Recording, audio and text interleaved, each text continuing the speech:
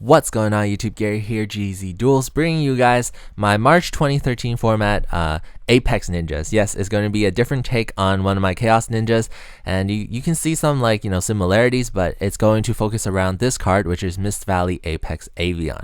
It's more of a lockdown stun deck, and yeah, without further ado, let me just get into the deck profile. I have one Blackluster Soldier, I have 2 Debris Dragon, 1 Apex Avion, I have 3 Mist Valley Falcons, 3 Hanzo, 3 Upstart Gold Ninja, 1 Dark Hole, 3 Divine Wind of Mist Valley, 1 Monster Reborn, 2 Missile Space Typhoon, 2 Pot of Duality, and 1 Reinforcement of the Army, 2 Bottomless Trap Hole, 2 Call of the Haunted, 2 Compulsory Evacuation, 3 Fiendish Chain, I'll talk about why this is at 3, and 3 Ninjutsu Art of Transformation, 2 Safe Zone, 1 Solemn Judgment, 1 Solemn Warning, and 1 Starlight Road. For the extra deck, we have the Stardust Dragon, the Abyss Dweller, the Blade Armor Ninja, Constello Omega, Dire Wolf, Cowboy, Gemini Pearl, Excalibur, and Diva. I'll talk about why this is good in the format. Lavalval Chain, Chidori. I'll talk about how on the rare occasion I make this. And Mace Stroke, Shockmaster, Utopia, and a Black Ship of Corn.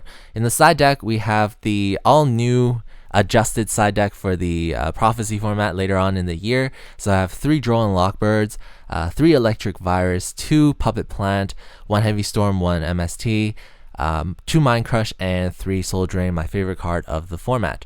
Okay, cool. So some things I want to talk about. First, I want to talk about why Apex Avion is at 1. I feel like this is the most consistent number for Apex Avion. You don't really want to draw this bird. But at the same time, if you draw this bird, it's fine because transformation, ninjutsu art of transformation allows you to tribute your monster, your ninja monster, and special summon Apex Avion from the hand anyways. So if you draw it, it's not dead.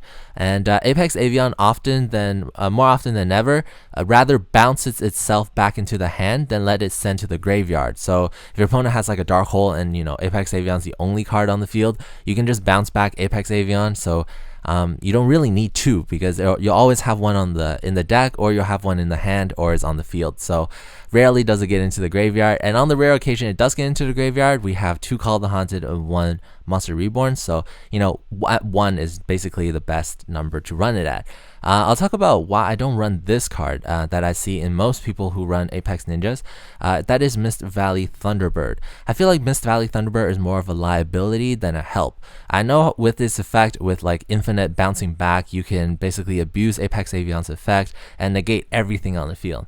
But at the same time, your opponent can simply summon like a Thunder King or whatever and attack over the Thunderbird.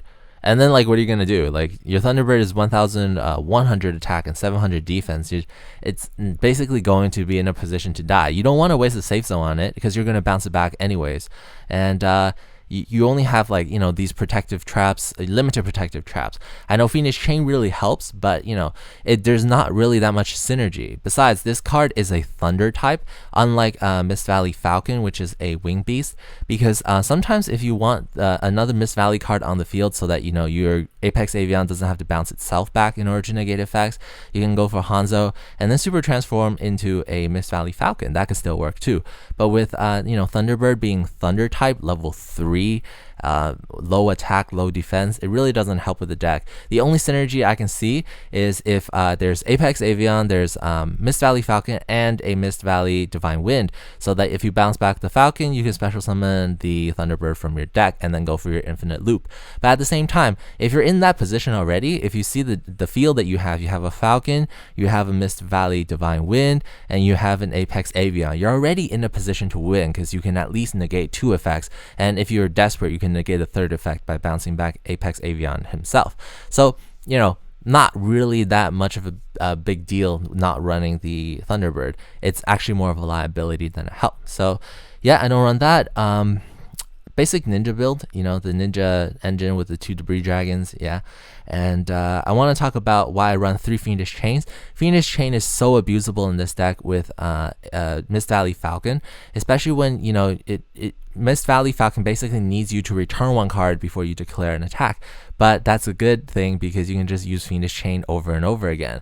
So if your opponent has something that tries to, like, okay, so if you have Apex Avian on the board and you have Mist Valley Falcon on the board, and your opponent basically tries to attack over you're trying to attack over Falcon with something like a Utopia or whatever, right? You basically Fiendish Chain the Utopia. And then when it's your turn, use Apex Avian, attack over the Utopia, and then you're going to be safe. Or if it's like a little monster, like a rabbit or whatever, that can really mess up your day, but you only have you don't want to bounce back the Falcon on the field, you can basically use the Fiendish Chain, and next turn use Falcon try to attack the rabbit, and then you can return the Fiendish Chain and you can use it over again. Same thing with all of these continuous traps, like Call of the Haunted. It makes Safe Zone actually very abusable, because if you have Safe Zone set and your opponent summons a big monster that you can't really get rid of, next turn you can go summon Mist Valley Falcon, use the Safe Zone on your opponent, and then attack, return Safe Zone into your hand, your opponent's monster goes to the graveyard, and your Mist Valley Falcon attacks directly. So it's also very abusable.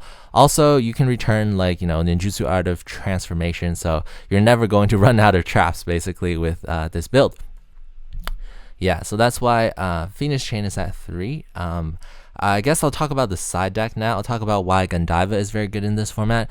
Godiva, if you guys don't know, when a level 4 or lower monster is special summoned to your opponent's side of the field, except during the damage step, you can detach one material from this card to destroy them or it.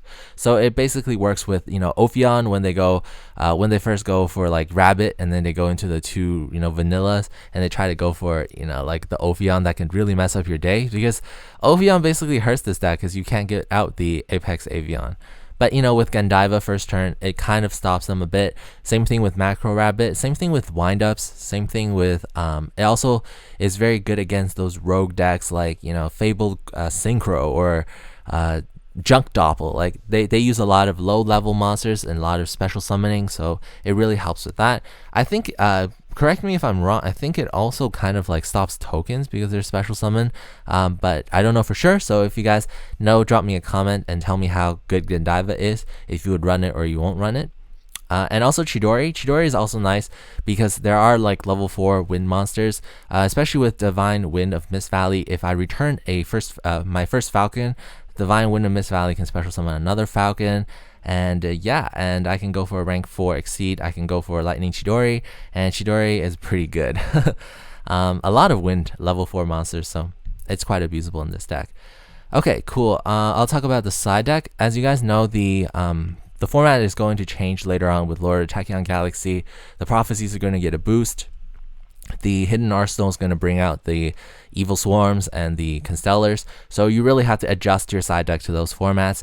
Like Fire Fists are going to be good, but they're not going to be as dominant anymore. So yeah, so like I put 3 Droll and Lockbirds. It's basically a must. Droll and Lockbird is kind of key, or else if your opponent goes first turn with the Judgment of the Spellbook Divine Judgment, you're basically in a position to lose because they've accumulated too much advantage. And it's also nice against, samurais, when they have like Gateway, it makes their Gateway play not as broken. It makes decks who try to search a lot from the deck not as broken. So basically it's not bad. Your opponent also cannot draw, so like adding cards, the card says drawing cards is also considered as adding cards. So if you're playing with like Exodia or whatever, you can side in these Droll and Lockbirds. Basically when they first draw, other than their draw phase, you can use Droll and Lockbird. It stops all of their drawing for this turn, and you can try to OTK them. Yeah, Droll and Lockbird. Also, I play 3 Electric Virus. The Electric Virus, I feel like is going to be a very versatile card in the next format. Well, in the coming format, because Incarnate Dragons are going to come out. A lot of dragon monsters, a lot of like machine monsters going to come out, like Dragosack with the Phantom Beast planes.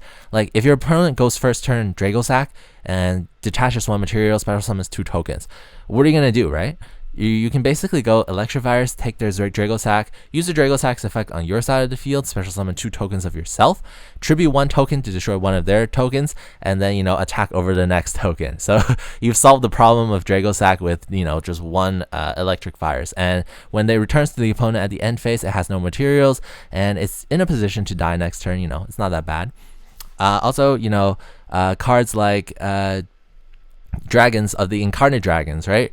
Cards like chaos dragons will get a boost from incarnate dragons. I love it when sometimes, when these chaos dragon players or even dragoonity players, especially with windrows coming out, like I don't know, I think they can be pretty good when they end off their board with something like a scrap dragon or like a Scrap Dragon and a red MD. You can basically use Electric Virus, steal their Scrap Dragon, tribute Scrap Dragon, and red MD.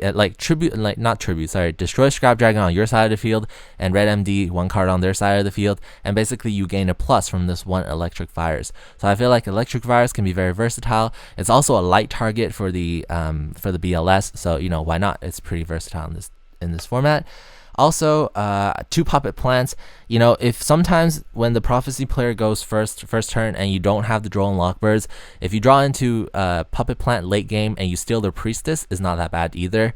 I guess it's not bad against also like warrior decks where they like heroes. You can steal their Shining, or you can steal their Shien. You can steal Constellar Pleiades, was also a warrior monster, like I've said.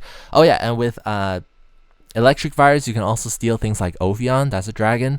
You can also steal things like Lagiandoka, which I said before, so it's actually very versatile. These 2 hand traps, these 8 hand traps, I feel like is going to see a lot more play in the upcoming format. Of course, you have the Heavy Storm and the Mystical Space Typhoon. The reason why I side Heavy Storm is because I play a lot of continuous field, continuous spell cards, spell traps, and I don't really like when you draw into Heavy Storm late game. It's a very painful decision to use it or not. You need to basically draw into this first, and then you use it on your opponent. Sometimes it's dead in my hand, so I'd rather have the 2 MSTs. And if I'm facing something like facing some back row heavy deck, maybe some macro when my opponent sides in macro against me, I can use Heavy Storm and the last MST. But macro, other than that, doesn't really hurt this deck. I know macro can stop things like the Gold Ninja engine, but other than that, when you have Apex Avion and you bounce back Falcons to your hand, macro doesn't really hurt at all. Okay, cool. And of course you have the 2 Mind Crush. Nothing needs to be said about this. Against Mermails is going to be good because they start a chain in the hand. Against the Priestess is going to be good. Just against like Gores, against Trigodias, those things also can get Mind Crushed. And also the 3 Soul Drains. Soul Drain I feel like is going to get much more use. Not only can you stop things like Mermails, not only can you stop things like things that activate in the graveyard, like floater monsters. You can also stop things like incarnate dragons because they activate while removed. Because Soul Drain can also prevent effects that are monsters that are banished and monsters in the graveyard, their effects from activating. So it's going to see a lot more play. I feel like this side deck is going to be one of the standard side decks for the next format. Yeah, I guess other than that, I really don't have much to talk about. I hope you guys enjoyed this deck profile. I worked pretty hard on it. I tested it a lot, and give me some feedback. And if you have any suggestions, feel free to drop it in the comments. Other than that, this is Gary, gzduel, signing out.